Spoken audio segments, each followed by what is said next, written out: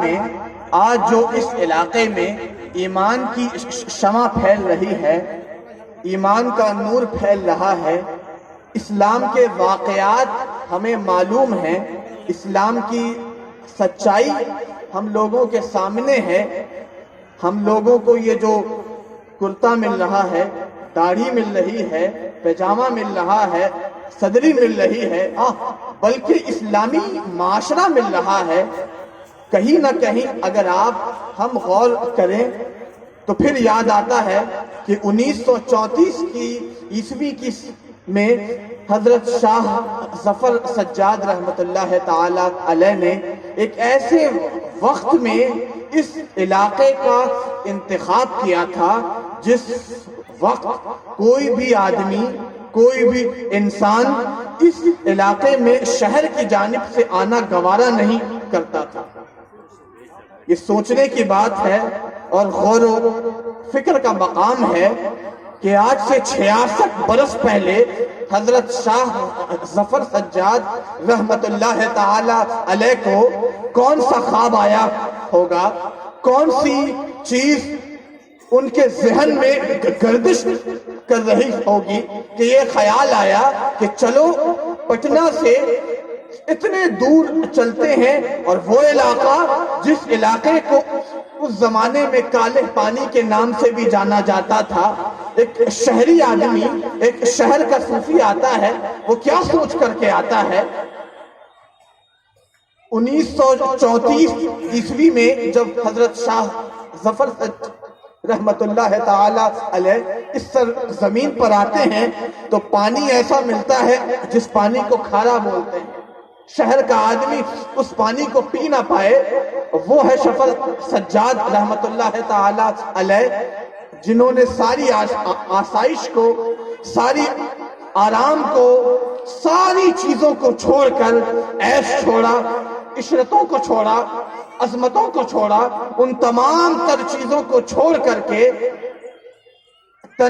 تنہا، فرد فرید، اکیلے ایک ایسے علاقے میں آتا ہے جس علاقے میں نہ ہی کوئی اس کو جانتا ہے اور نہ ہی کوئی اس کے خانوادے کو جانتا ہے، اور یہاں پر آ کر کے اسلام کی وہ حقانیت چھوڑ گئے، اسلام کی وہ سچائی کو یہاں پر لکھ کر کے چلے گئے کہ 66 سال کا زمانہ بیت گیا، آج ہم سب لوگ یہاں پر موجود ہیں، سینکڑوں علماء اس جگہ سے پیدا ہوئے، سینکڑوں حفاظ اس جگہ سے آج پیدا ہو رہے ہیں، ہزاروں لوگ یہاں پر اسلام کا گیان رکھ رہے ہیں، درجنوں مفتی یہاں سے پیدا ہو گئے ہیں، لیکن سوچئے تو صحیح کہ ان 20 سے 30 سالوں کو چھوڑ کر کے ان آج سے 66 سال پہلے کا رخ کیجئے تو ایک ایسا صوفی آتا ہے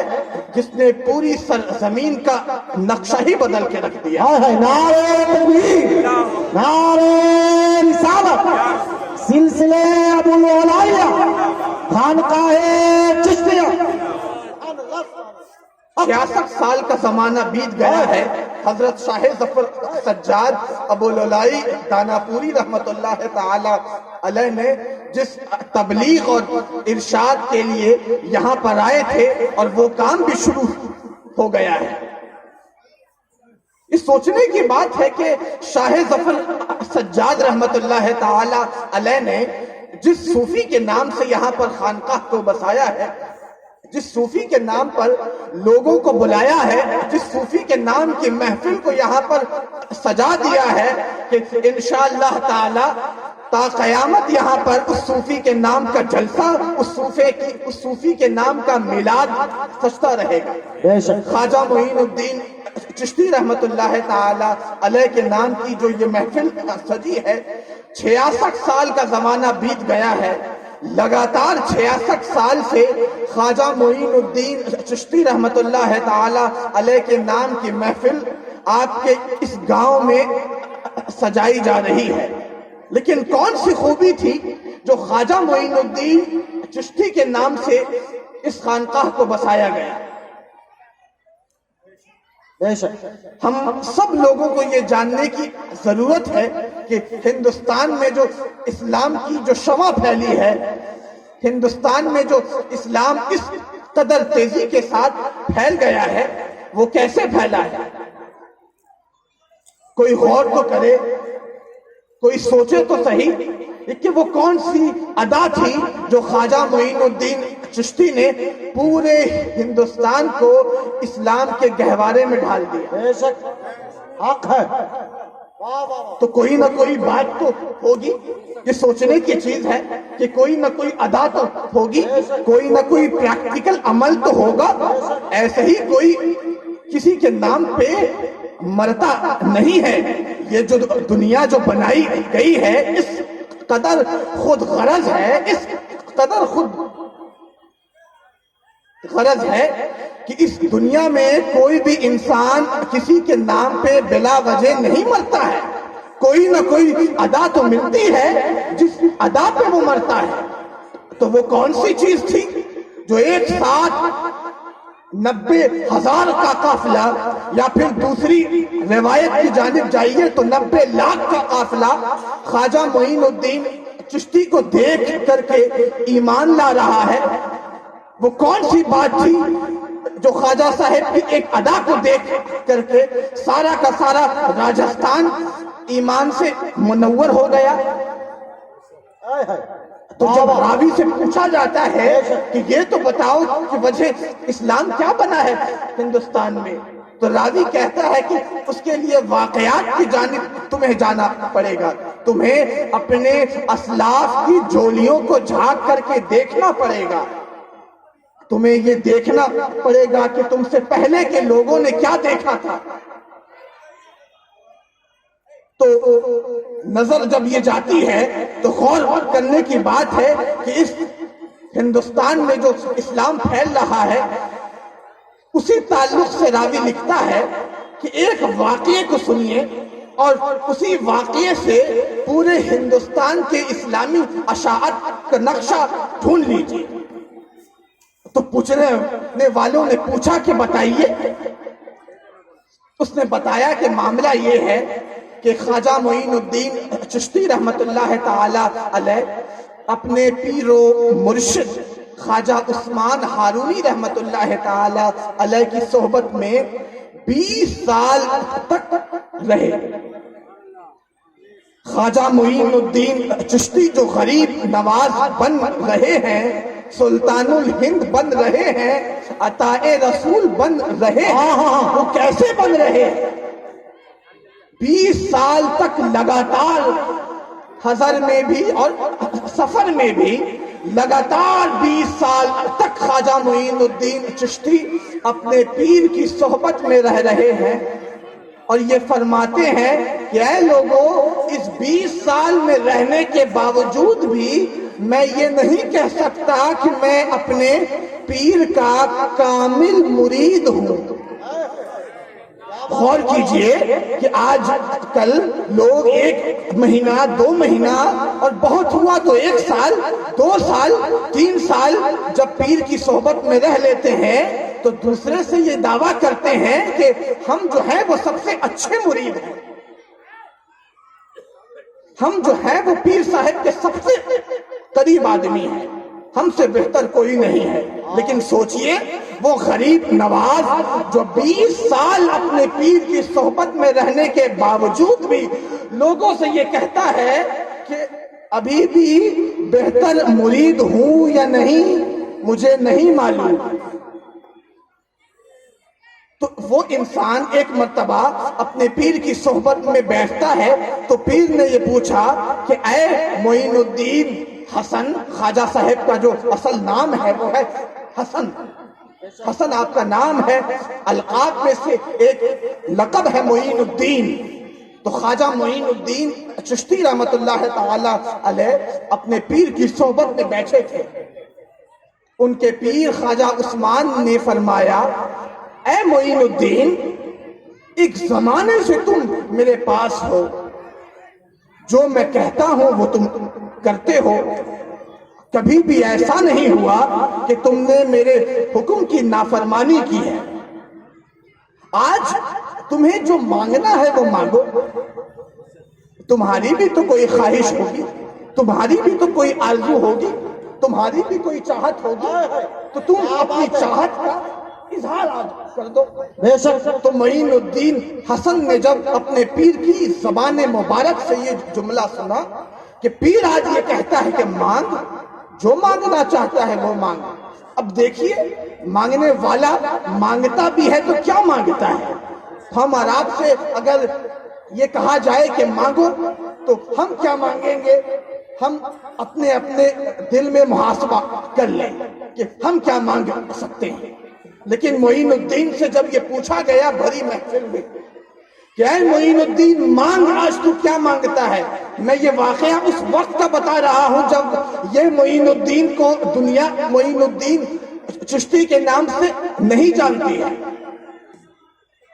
تو پوچھا گیا کہ مانگ, کیا مانگتا ہے؟ تو مانگنے والے نے یہ مانگا کہ اے پیر, میری خواہش یہ ہے کہ میں آپ کے پیر و مرشد کی صحبت اختیار کر سکوں. واہ واہ واہ واہ, سبحان اللہ. میری خواہش یہ ہے, اگر آپ نے آج کہا ہے کہ مانگ, تو میری مانگ یہ ہے کہ میں آپ کے پیر یعنی جو میرے دادا پیر ہیں حاجی شریف زندنی رحمت اللہ تعالی علیہ, ان کی صحبت مل جائے تو بہت ہی نوازش ہوگی. عثمان حلونی رحمت اللہ تعالی علیہ نے جب یہ سنا کہ 20 سال کا زمانہ بیت گیا ہے معین الدین کو ساتھ میں رکھے ہوئے, اور آج اس کو ایک اختیار دیا ہے میں نے کہ مانگ, تو مانگتا ہے کہ میں آپ اپنے پیر کی صحبت میں ہم کو بٹھال دیجئے. میں آپ کو یہ بتلانا چاہتا ہوں کہ خواجہ معین الدین چشتی, جو خواجہ معین الدین چشتی بنے ہیں وہ کیسے بنے ہیں. ان کے ہاتھ پہ پورا ہندوستان اسلام لا رہا ہے, تو وہ کیوں لا رہا ہے؟ تو معین الدین کے اس جملے پر جواب پر عثمان ہارونی نے فرمایا کہ ٹھیک ہے معین الدین, ہم اپنے پیر سے اس بارے میں پوچھیں گے, اگر میرا پیر اجازت دے دے گا تو ہم تجھے اپنے پیر کی صحبت میں بلا لیں گے. کہا کہ ٹھیک ہے پوچھئے گا. خواجہ عثمان ہارونی نے اپنے پیر کی خانقاہ میں جاتے ہیں, خواجہ حاجی شریف زندنی رحمت اللہ تعالی علیہ کی خانقاہ میں داخل ہوتے ہیں اور فرماتے ہیں کہ اے حضرت, آج ایک خواہش لے کے آپ کی تہوڑی پہ آیا ہوں, آج ایک چاہت لے کے آپ کی خانقاہ میں آئے ہیں. حاجی شریف نے فرمایا کہ بول, چاہت کیا ہے, ماجرا تو بتا کہ معاملہ کیا ہے تیرا آج. تو خواجہ عثمان نے فرمایا کہ معاملہ یہ ہے کہ میرا ایک مرید ہے, معین الدین نام ہے اس کا, وہ چاہتا ہے کہ آپ کی صحبت میں بیٹھ سکوں, آپ کا دیدار کر سکوں, آپ کے زبان ارشاد سے کچھ جملے اپنے لیے وہ نصیحت کے طور پہ رکھنا چاہتا ہے. تو اگر آپ کی اجازت ہے تو ہم اپنے مرید کو بلا لیں اور آپ کا دیدار اس کو کروا دیں. اب دیکھیے معاملہ کیا ہے. حاجی شریف نے فرمایا کہ ٹھیک ہے, اگر معاملہ یہ ہے تو بلا لو اپنے مرید کو, لیکن میری ایک شرط ہے, میرے لقاء کے لیے, مجھ سے ملاقات کے لیے ایک شرط ہے. اگر وہ شرط تمہارا وہ مرید کر لے گا تو تم اس کو دعوت دے دو کہ وہ مجھ سے ملنے کے لیے آ جائے. تو خواجہ عثمان نے فرمایا کہ اے حضور بتائیے کہ وہ شرط کیا ہے. تو حاجی شریف زندنی نے فرمایا کہ شرط یہ ہے کہ اپنے مرید معین الدین حسن کو جا کر کے یہ کہہ دو کہ کل اگر وہ میری خانقاہ میں صبح فجر کی نماز سے پہلے میری خانقاہ کی چوکھٹ پر اکیلے آ کر کے بیٹھ جائے گا تو میں اس سے ملاقات کر لوں گا. اور سنو, اعجاز یہ ہے انعام یہ ہے اور اکرام یہ ہے کہ اس وقت جس وقت میں اس سے ملوں گا اسے اپنے ساتھ جنت میں جانے کے لیے آمادہ بھی کر لوں گا۔ نعرہ تکبیر، نعرہ رسالت، خانقاہ چشتیہ، سلسلہ ابو العلاء۔ ٹھیک ہے، سبحان اللہ، کہا کہ ٹھیک ہے، لیکن دوسری شرط یہ ہے کہ اگر وہ اپنے ساتھ کسی دوسرے کو لائے گا تو دوسرا انسان جانے والا اس کو جنت میں جانے کے لیے ہم لے جائیں گے لیکن معین الدین چھوٹ جائے گا۔ شرط کو سمجھ لو عثمان ہارونی، اگر کل میری خانقاہ کے چوکھٹ پہ فجر کی نماز سے پہلے اگر معین الدین اکیلے آئے گا تو اس کو میں اپنے ساتھ جنت میں لے جاؤں گا، اگر وہ اپنے ساتھ کسی دوسرے ساتھی کو لائے گا تو اس کے ساتھی کو میں لے کے جاؤں گا، اس کو چھوڑوں گا۔ عثمان ہارونی نے فوراً دوڑتے ہوئے اپنے مرید کے پاس آئے اور کہا کہ اے معین الدین حسن، پیغام مسرت ہے تمہارے لیے آج۔ تو کہا کہ اے بابا یہ تو بتائیے کہ وہ پیغام مسرت ہے کیا؟ تو کہا کہ میرے پیر تم سے لقاء کے لیے، تم سے ملاقات کے لیے آج مان گئے ہیں، مگر شرط یہ ہے اور اکیلے آؤ گے تو جنت پاؤ گے، ساتھ کسی کو لاؤ گے تو تم جنت سے محروم ہو جاؤ گے، ساتھ میں آنے والا جنت کا طلبگار اور حقدار ہو جائے گا۔ حق ہے۔ تو جیسے ہی معین الدین حسن نے اس بات کو سنا تو حیران ہو گئے اور پریشان ہوئے تھوڑے دیر کے لیے، اور پھر فوراً اپنے نگارے کو لیا، ڈھولک کو لیا۔ اس زمانے کا رواج یہ تھا کہ اگر شہر میں گاؤں میں کوئی پیغام پہنچانا ہوتا تھا تو لوگ ڈھول کو بجاتے تھے اور ڈھول کو بجاتے تھے اور لوگوں کو بیان کرتے تھے کہ یہ معاملہ ہے، یہ معاملہ ہے۔ ڈھول کے بجنے کی علامت ہی یہ تھی کہ کوئی نہ کوئی گاؤں میں شہر میں معاملہ ہے۔ تو معین الدین نے فوراً ایک ڈھول کو خریدا اور سارے شہر میں ڈھول کو بجانا شروع کیا کہ کل صبح فجر کی نماز سے پہلے حاجی شریف زندنی رحمت اللہ تعالی علیہ کی خانقاہ کے چوکھٹ پہ سارے لوگ جمع ہو جائیں، سارے لوگ جمع ہو جائیں۔ پورے شہر میں خواجہ معین الدین چشتی نے یہ اعلان کر دیا۔ جب وہ دن گزر گیا، رات ڈھل رہی ہے، تو اسی بیچ رات میں جب فجر کا وقت قریب آتا ہے تو غور کیجئے گا، جب فجر کا وقت بالکل ہی قریب آ گیا تو حاجی شریف زندنی نے اپنی خانقاہ کی چوکھٹ کو کھولا۔ تو جیسے ہی کھولا تو دیکھا کہ پورا شہر موجود ہے خانقاہ کی چوکھٹ پہ آج، خانقاہ کی چوکھٹ پہ آج پورا شہر موجود ہے آج۔ حیران ہوئے، پریشان ہوئے کہ یہ کیا معاملہ ہے، سارا کا سارا شہر آج حاجی شریف زندنی کی خانقاہ کے دروازے پہ موجود ہے آج۔ حاجی شریف نے دیکھا، غور کیا، جب غور کیا تو دیکھا کہ معین الدین کہاں ہے، تو اعلان کیا کہ معین الدین کو بلاؤ، معین الدین کو بلاؤ۔ تو معین الدین کو بلایا گیا، اور جیسے ہی معین الدین خانقاہ کے دروازے پہ آتے ہیں تو حاجی شریف نے فرمایا کہ اے معین الدین، کل جو تم سے میں نے شرط جو رکھی تھی اس شرط کو تم نے ٹھیک سے سنا تھا؟ کہا کہ ہاں حضور، ٹھیک سے سنا تھا، بالکل ٹھیک سے سنا تھا۔ کہا کہ اچھا، تو تم نے یہ کہا تھا کہ اگر کوئی آئے گا میرے ساتھ تو وہ جنت میں جائے گا، تم رہ جاؤ گے، اور یہاں تو سارا شہر موجود ہے، تو تم کچھ کہنا چاہتے ہو اپنے بارے میں؟ اب دیکھیے راوی نے کہا ہے کہ یہی ایک ایسے جملے تھے جس جملے کی وجہ سے خواجہ معین الدین چشتی کے ہاتھ پر وہ 90,000 اور یا پھر دوسری روایت کو مانیے تو 90 لاکھ کا قافلہ خواجہ غریب نواز کے ہاتھ پر اسلام لا رہا ہے۔ تو جب حاجی شریف نے پوچھا تو معین الدین چشتی نے فرمایا کہ اے دادا پیر، اے میرے علم پناہ، اگر ایک معین الدین جنت میں جانے سے محروم رہ جائے اور اس کی وجہ سے سارا شہر جنت میں چلا جائے تو مجھ معین الدین کو جنت سے دور ہونا گوارا ہے۔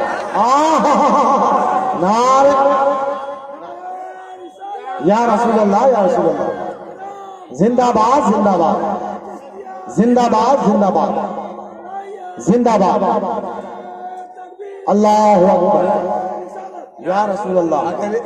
اگر سارے شہر کو جنت میں جانا ہے اور ایک معین الدین کو چھوڑ کر کے تو مجھ معین الدین کو جنت سے دور گوارا ہے۔ تو جب سارے کے سارے شہر والوں نے یہ سنا کہ اچھا یہ شرط یہ رکھی گئی تھی، معاملہ یہ طے ہوا تھا، شہر کو تو معلوم یہ تھا کہ یہ تو پیغام مسرت صرف معین الدین کے لیے نہیں ہے، یہ تو سارے شہر والوں کے لیے ہے۔ تو جیسے ہی سارے شہر کو پتا چلا کہ خواجہ غریب نواز کا جو شرط تھا وہ شرط یہ رکھی گئی تھی تو سارے کے سارے شہر والے خواجہ غریب نواز کے ہاتھ پر ہاتھ دے کر کے مسلمان ہوتے ہیں۔ تو پتا کیا چلا کہ کردار بہت ضروری ہے، کردار بہت ضروری ہے، عمل بہت ضروری ہے۔ خواجہ معین الدین چشتی جس وقت ہندوستان کی سرزمین پر آئے تھے تو اس وقت لوگوں نے کیا دیکھ کر کے ان کے ہاتھ پہ مسلمان ہوئے؟ لوگوں نے کیا دیکھا ان کے ہاتھ میں؟ لوگوں نے یہ نہیں دیکھا کہ خواجہ معین الدین چشتی نماز جو پڑھتے ہیں تو وہ کیسے پڑھتے ہیں، قرآن کی جو تلاوت کرتے ہیں وہ کیسے کرتے ہیں، وہ تلاوت میں جو قرات ہے وہ کون سا قرات ہے، اور ٹھہرنا کہاں پر ہے، تیز کہاں پر پڑھنا ہے، ٹھہر کہاں پہ جانا ہے، یہ دیکھ کر کے وہ 90,000 کا قافلہ مسلمان نہیں ہوا تھا۔ وہ یہ دیکھ کر کے مسلمان نہیں ہوا تھا کہ خواجہ صاحب کی داڑھی یہاں تک تھی، یہ یہاں تک ہے، یہ یہاں تک ہے۔ خواجہ صاحب کو یہ دیکھ کر کے ہندوستان کے لوگ ان کے ہاتھ پہ مسلمان نہیں ہوئے تھے کہ خواجہ صاحب نے گول ٹوپی پہنی ہے یا دو پلیا ٹوپی پہنی ہے، وہ یہ دیکھ کر کے مسلمان نہیں ہوئے تھے کہ انہوں نے کرتا پہنا ہے یا شال اوڑھا ہے، وہ تو یہ دیکھ کر کے مسلمان ہو رہا تھا کہ یہ جو بابا بولتا ہے یہ کیسا بولتا ہے، وہ تو یہ دیکھ کر کے مسلمان ہوا تھا کہ وہ جو چلتا ہے تو کیسے چلتا ہے، وہ تو یہ دیکھ کر کے مسلمان ہو رہا تھا کہ وہ ایک دوسرے سے ملتا ہے تو کیسے ملتا ہے، وہ تو یہ دیکھ کر کے مسلمان ہو رہا تھا کہ وہ غیروں سے ملتا ہے تو کس ادب اور محبت کے دائرے میں ملتا ہے۔ تو پتہ یہ چلا کہ اسلام جو پھیلا ہے، خواجہ معین الدین چشتی کے نام کا یہ جلسہ جو سجایا گیا ہے، ہم سب کو چاہیے کہ یہ جانیں کہ خواجہ صاحب نے کیا کارنامہ کیا ہے۔ آج جو ہم اور آپ جو خواجہ صاحب کا نام لے رہے ہیں، 850 سال کا زمانہ بیت گیا ہے، 850 سال کا زمانہ گزر چکا ہے، نہ ہی آپ نے خواجہ صاحب کو دیکھا ہے اور نہ ہی ہم نے خواجہ صاحب کو دیکھا ہے۔ تو وہ کون سی ادا ہے جو آج بھی 850 سال کے بعد بھی لوگ خواجہ صاحب کے نام کے جو چشتی ہے اس کو لگانے میں فخر محسوس کر رہے ہیں؟ وہ کون سی بات ہے جو آج ہم اور آپ سارے لوگ خواجہ معین الدین چشتی کے نام کی محفل کو سجا کر کے اپنے رات کی نیند کو اڑا کر کے یہاں پر بیٹھے ہیں؟ تو کوئی نہ کوئی کارنامہ تو غریب نواز نے 850 سال پہلے کیا تھا، اسی کارنامے کی وجہ سے آج ہم اور آپ اپنی راتوں کو چھوڑ کر کے خواجہ معین الدین چشتی کے نام کی محفل کو سجائے بیٹھے ہیں۔ آج بہت ہی غور کرنے کی بات ہے کہ آج کوئی بھی انسان 4